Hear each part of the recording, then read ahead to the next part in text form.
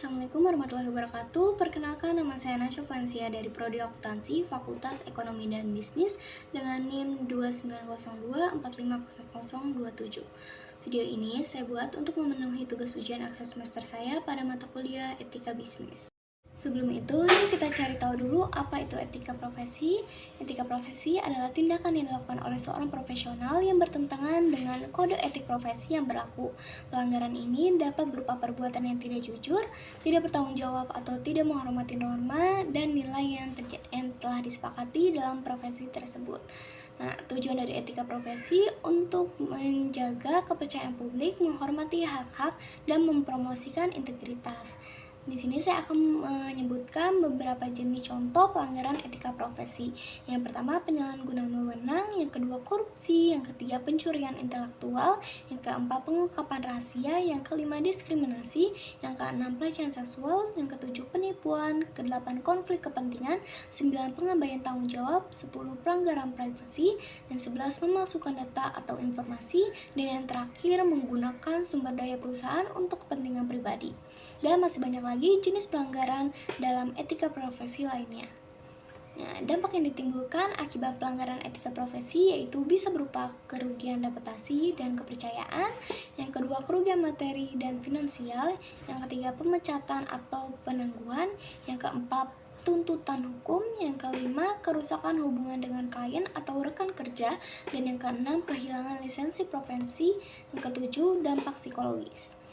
Namun, ternyata ada cara untuk menghindari pelanggaran etika profesi loh. Yang pertama, membaca dan memahami kode etik profesi. Yang kedua, mengikuti pelatihan etika.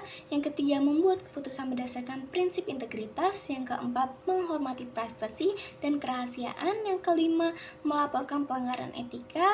Yang keenam, membangun budaya etika di tempat kerja. Dan yang ketujuh, mengevaluasi konflik kepentingan. Akibat dari pelanggaran etika profesi ini dapat menimbulkan sanksi yang berupa 1. Pemecatan, kedua penangguhan, yang ketiga tuntutan hukum, yang keempat denda, yang kelima kehilangan lisensi profesi, yang keenam pemberhentian sementara, dan yang terakhir pemulihan reputasi. Ya, di sini saya akan menyebutkan satu contoh pelanggaran etika bisnis di Indonesia yang terjadi pada tahun 2020. Kasus tersebut terjadi pada PT Jiwasraya Persero yang melakukan penyalahgunaan wewenang dan korupsi. Mereka melakukan penempatan dana premi asuransi ke dalam instrumen investasi yang berisiko tinggi tanpa sepengetahuan nasabah. Dalam kasus ini, kerugian negara mencapai 13,7 triliun. Dalam kasus ini, pelanggaran yang terjadi yaitu penyalahgunaan wewenang, korupsi, pengabaian tanggung jawab, dan pelanggaran privasi nasabah. Dampak dari kasus ini yaitu dampaknya kerugian materi dan finansial bagi negara dan nasabah. Yang kedua, kerusakan reputasi PT Jiwasraya. Yang ketiga, pemecatan dan penangkapan beberapa pejabat. Dan yang keempat, tuntutan hukum. Kesimpulan pada materi ini yaitu pelanggaran etika profesi adalah masalah serius yang dapat merugikan individu, organisasi, dan masyarakat. Oleh karena itu, setiap profesional harus memahami dan mematuhi kode etik profesi yang berlaku.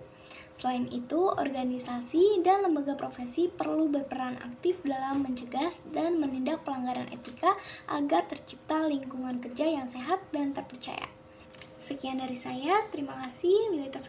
Wassalamualaikum warahmatullahi wabarakatuh.